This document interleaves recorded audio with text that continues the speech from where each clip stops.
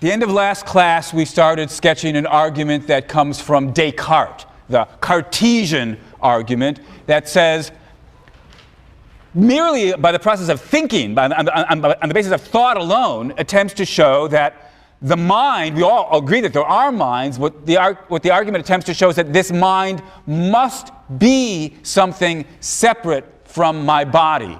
And what's amazing about the argument is that it works on the basis of a pure thought experiment. The thought experiment, you recall, was one in which I tell myself a story in which what I'm doing is I'm imagining my mind existing without my body. It doesn't seem especially difficult to do that. But then we add this extra philosophical premise. If I can imagine one thing without the other, then it must be that those are two things. So my mind must not be my body.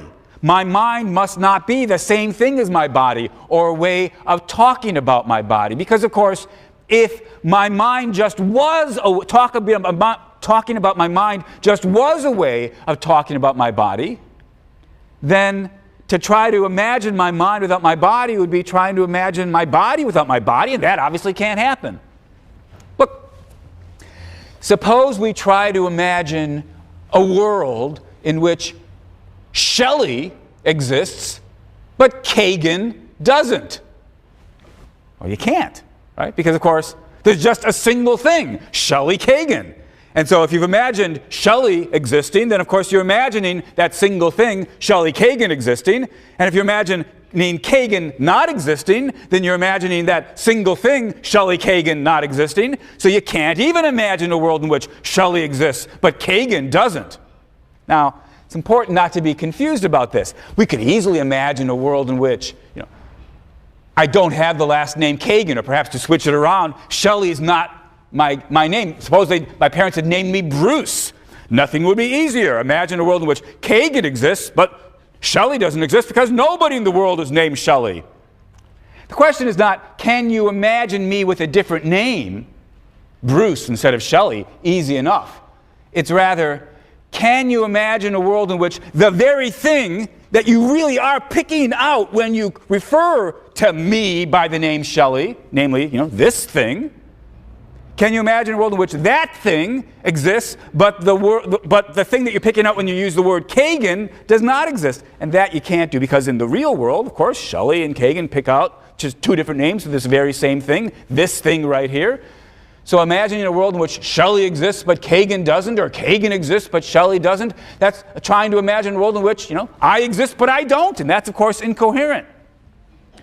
So if you can, on the other hand, contrast, can I imagine a world in which my left hand exists but my right hand doesn't? Easy. Why is it so easy? Because, of course, there's two different things. Of course, that doesn't mean that in the real world one of them does exist and the other one doesn't.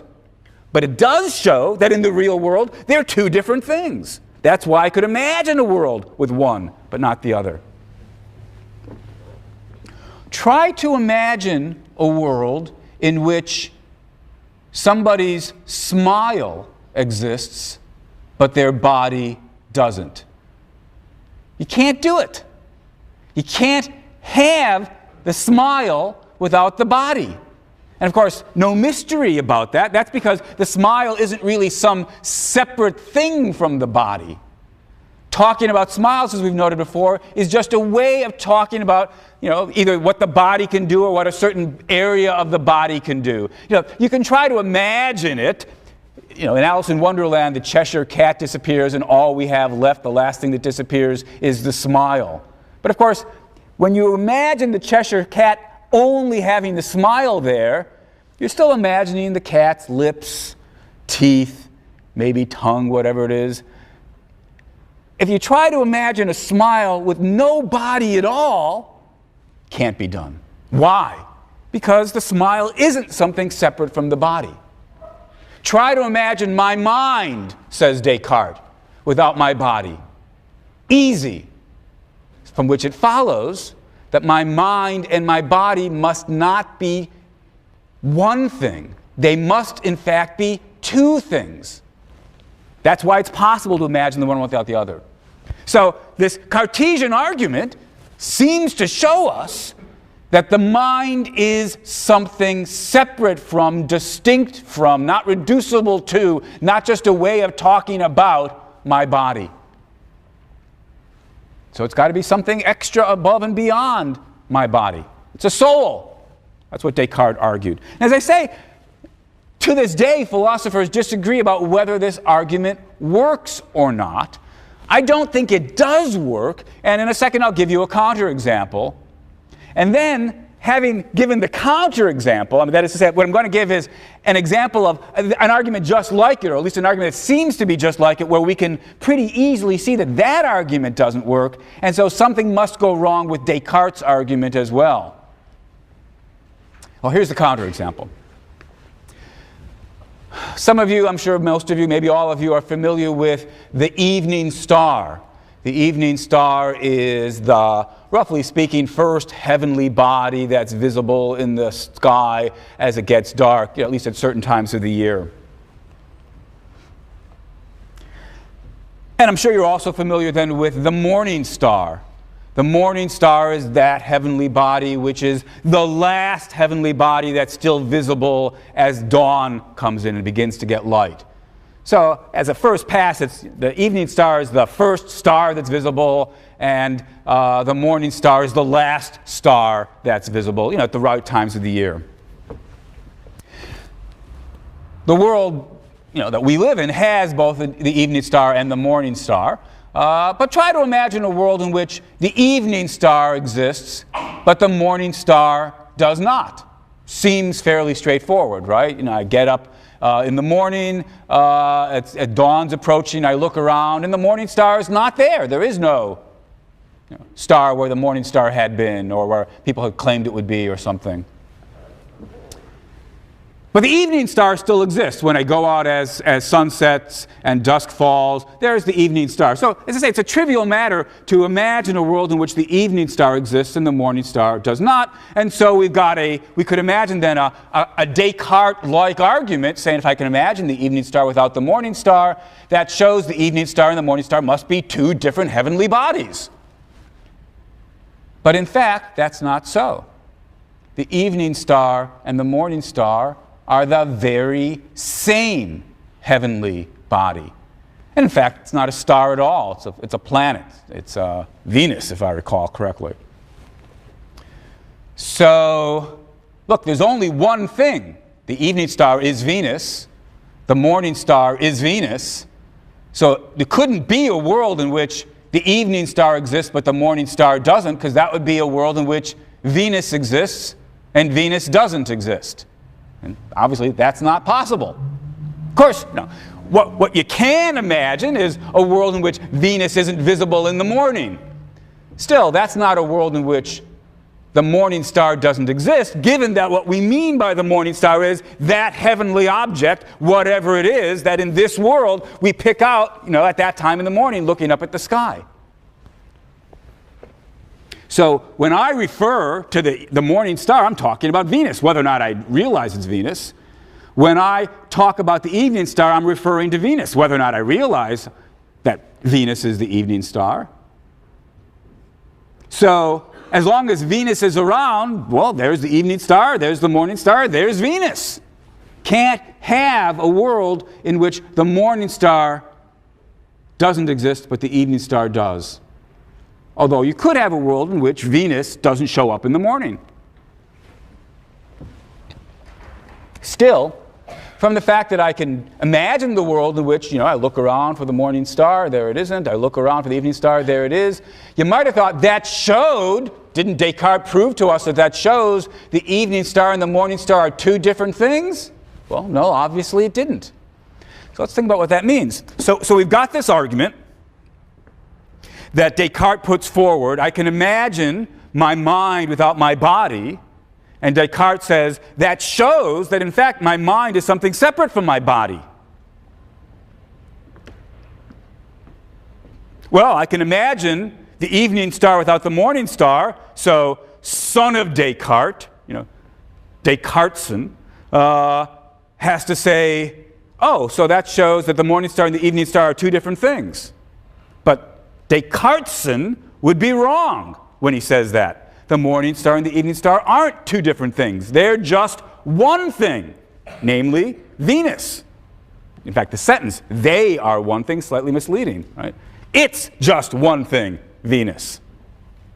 If that argument, if trying to run the Cartesian argument for astronomy fails, yet it seems to be an exactly analogous argument, we ought to conclude that the argument for the distinctness of the mind and the body must fail as well.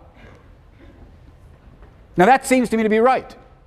I think the Cartesian argument does fail, and I think the example of the evening star and the morning star, which is not at all original to me, that this example shows, this counterexample shows that Descartes' original argument doesn't work either.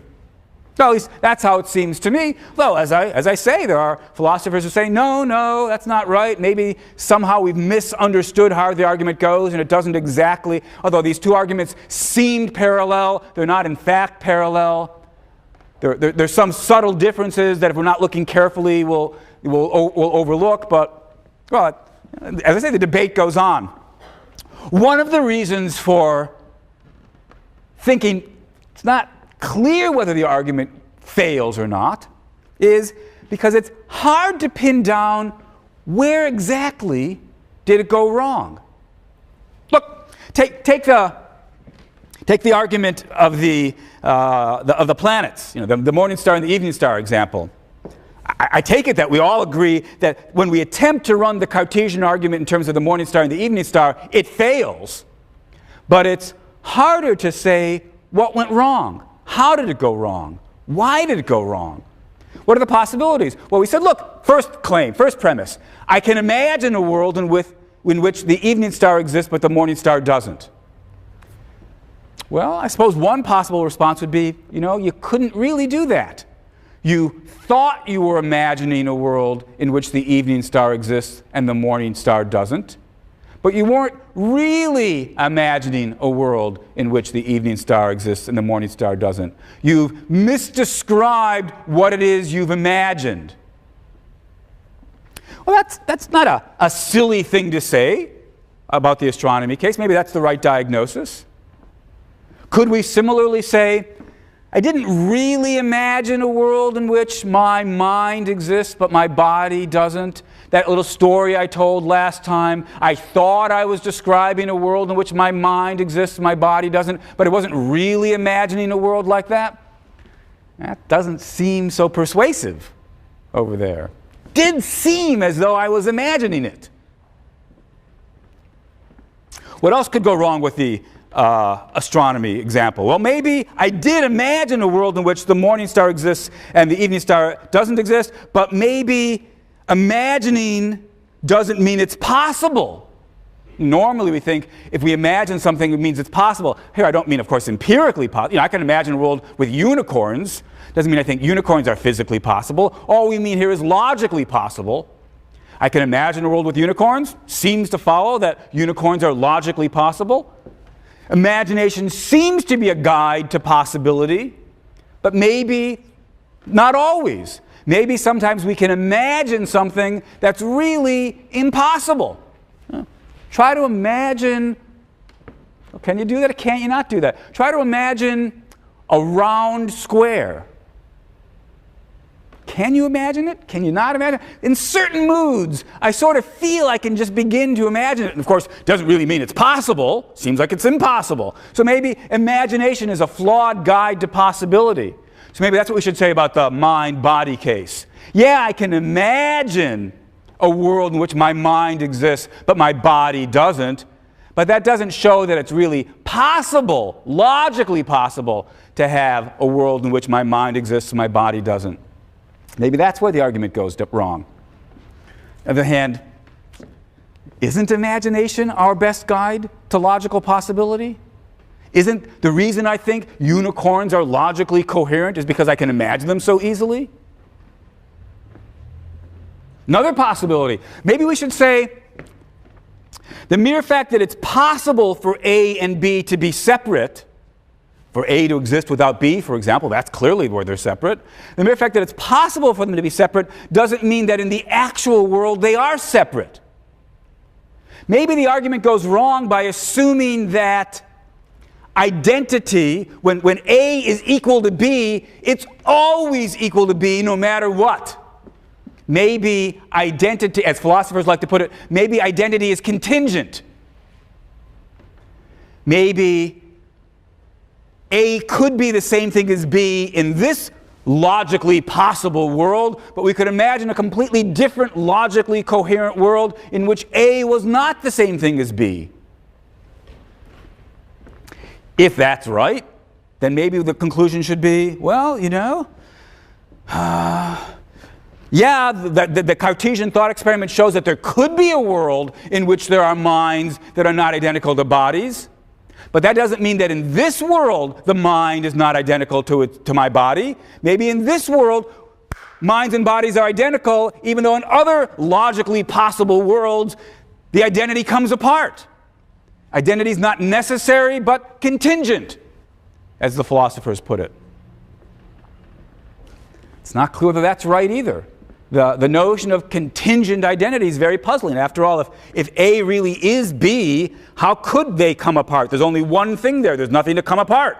There's just A equals B, that single thing. What's to come apart? So where exactly does the argument break down? Is it that I'm not really imagining? I'm just thinking I'm imagining? Is it that imagination's not really a good guide to possibility? Often it is, but not always? Is it that identity is contingent?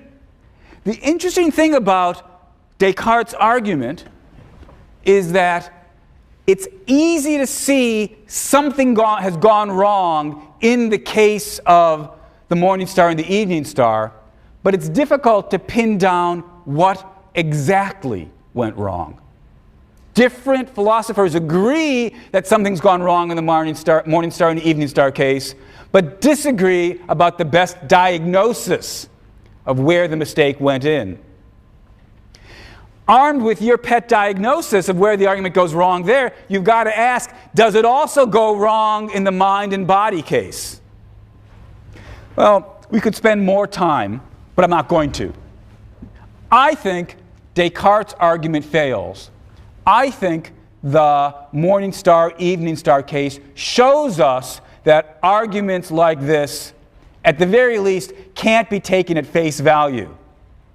Just because it looks as though we can imagine it, and just because it seems as though from the fact that we can imagine one without the other, it just won't necessarily follow that we really do have two things that are separate and non-identical in the real world. I'd be happy to discuss with you, outside class at greater length, my favorite theories as to where the argument goes wrong and why I think it goes wrong in Descartes' case as well. But I suggest that the argument goes wrong. It's not right. And so Descartes' attempt to establish the distinctness of the mind, the immateriality of the mind on the basis of this Cartesian thought experiment, I think that's unsuccessful. Well, let's step back and think of where we've been. We spent the last week and a half or so, maybe a bit more, 2 weeks talking about arguments for the existence of the soul. And unsurprisingly, since I announced this was going to be the result before the class had barely gotten started, I don't think any of these arguments work.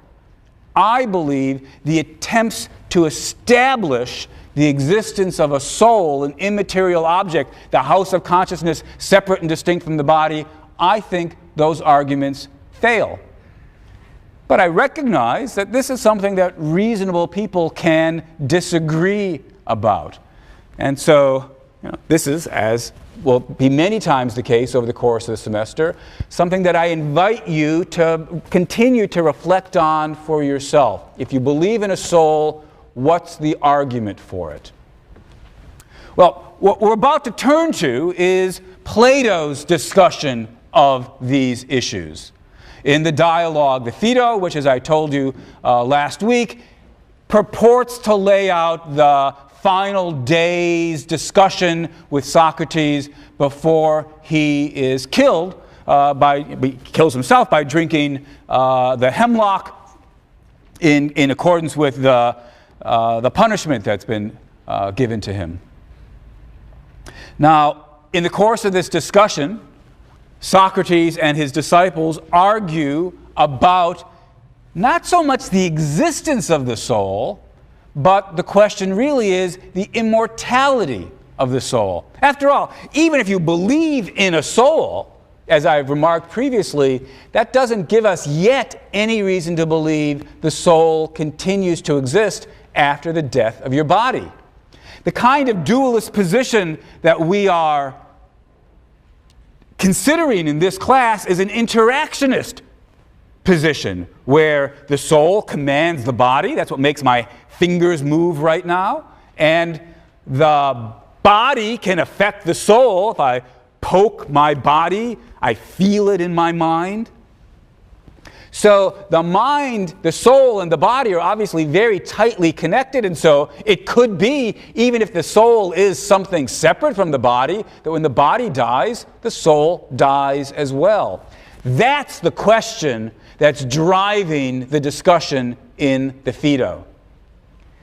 Do we have any good reason to believe the soul survives the death of the body? And more particularly still, do we have good reason to believe it's immortal? Socrates believes in the immortality of the soul. And so he attempts to defend this position, justify it to his disciples who are worried that it may not be true. It's important to realize as you read the dialogue, it becomes fairly apparent that there isn't so much any defense of the belief in the soul. There's some of it, but it's not the primary goal. For the most part, the existence of the soul is just taken for granted in the dialogue. Plato's a dualist, portrays Socrates as being a dualist, and that's just taken for granted. The question that the philosophical discussion turns on is not, is there a soul, but rather, does it survive the death of the body? Is it immortal? Now, as I said, this is Socrates' last day on earth, and you'd expect him to be pretty bummed. You'd expect him to be sad. And one of the just striking things is that Socrates is in a very happy, indeed jovial mood, joking with his friends. Why is that? Well, of course, it's because he thinks, first of all, there's a soul, and it will survive, and it's immortal. But more importantly still, those are all crucial, but there's an extra ingredient as well. He thinks he's got good reason to believe when he dies, he's going to go basically to what we'd call heaven.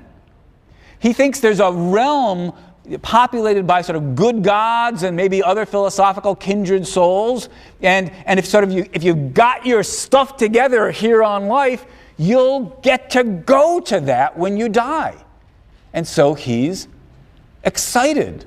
He's pleased. Why does he think he's going to go? Well, in thinking about Socrates' belief in the existence of a soul, it's important to understand, it's important to notice that his take on which stuff gets assigned to the body, what are the bodily things versus what are the soul-like things, is rather different from the way I think most of us nowadays would draw the line. When I talked about arguments for the existence of a soul, I said, look, here's one possible argument. I see colors. No physical object no purely physical object could see colors. I can taste tastes and have the smell of coffee and so forth. But Socrates thinks all those bodily sensations, that's all stuff that the body takes care of.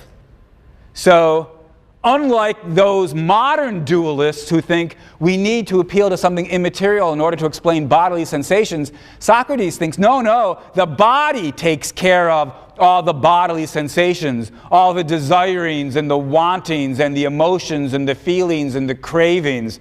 That's all body stuff. What the soul does, Socrates thinks, the soul thinks. The soul, in its essence, is rational. It takes care of the thinking side of things.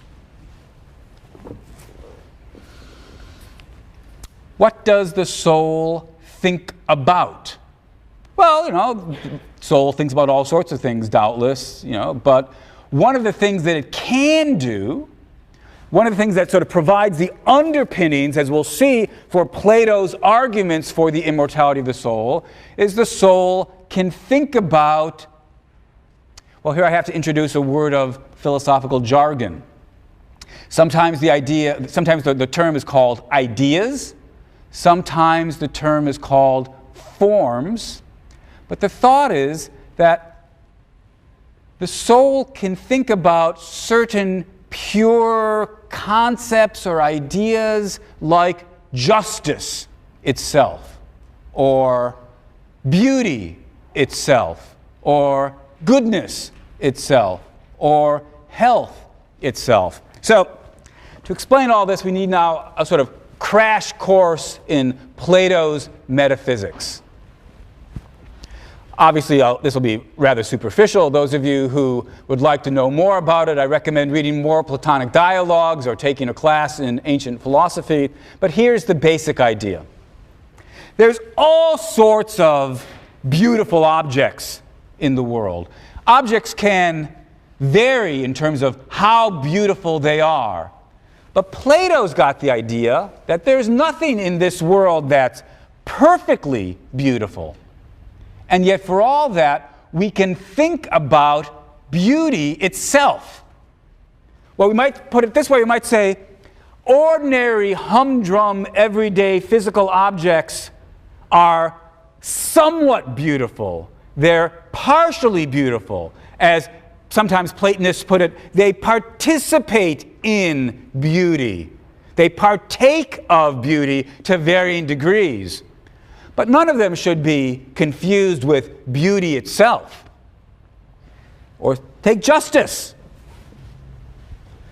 There are various arrangements, social arrangements, that can be just or unjust to varying degrees, but we don't think anywhere in the world there's any society that's perfectly just.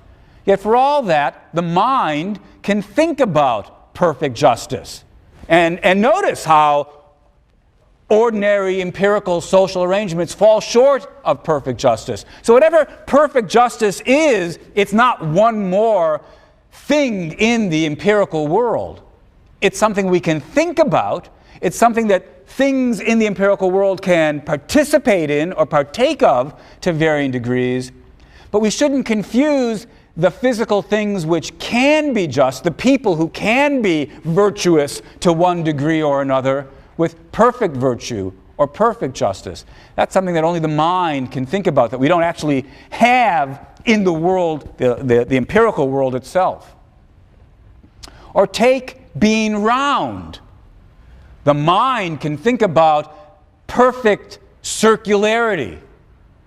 But no physical object is perfectly circular. There are only things that are circular to a greater or lesser degree.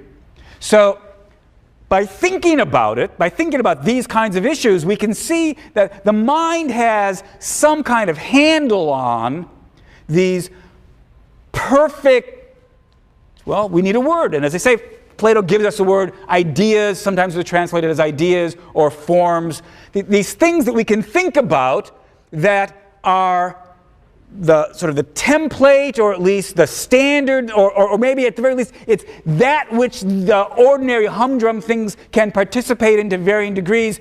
Perfect justice, justice itself, beauty itself, goodness itself, circularity itself, health itself. All of these things are, well, as philosophers nowadays call them, Platonic forms. Ordinary material objects of this world can partake of the various Platonic forms, but they should not be confused with the Platonic forms. But we still, even though we don't bump into the Platonic forms in this world, we can think about them.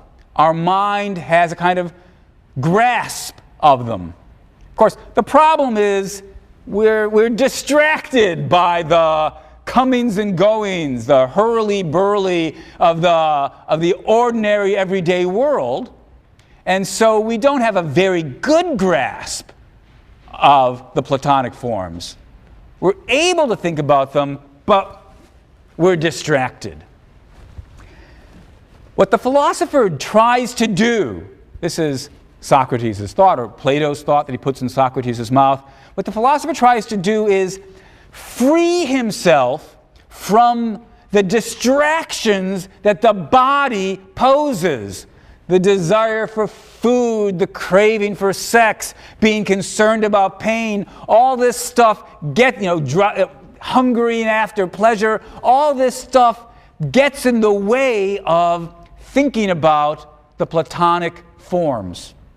What the philosopher tries to do then, so as to better focus on these ideal things, is to sort of disregard the body, put it aside, separate his mind as much as possible from it.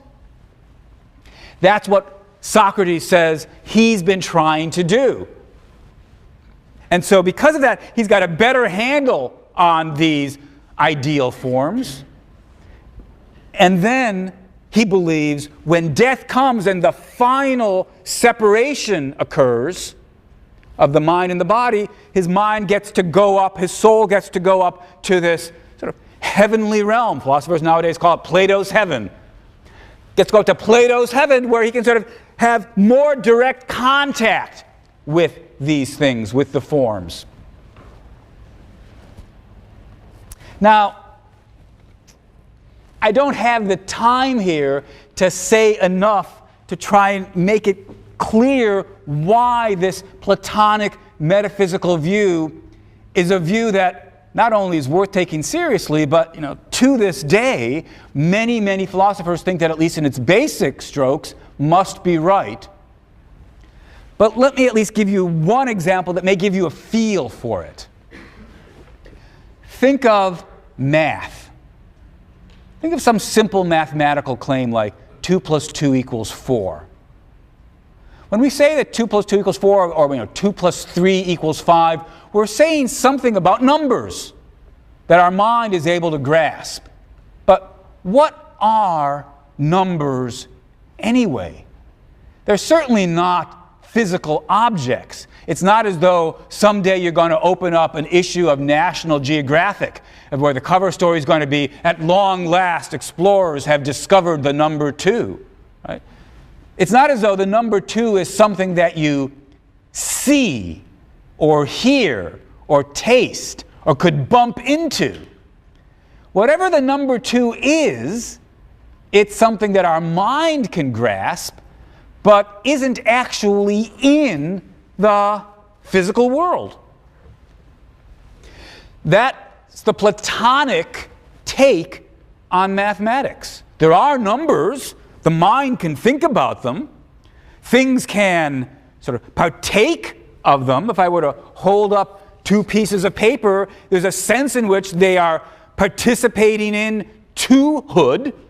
But of course, this is not the number 2 here. If I were to rip these pieces of paper, I wouldn't be destroying the number 2.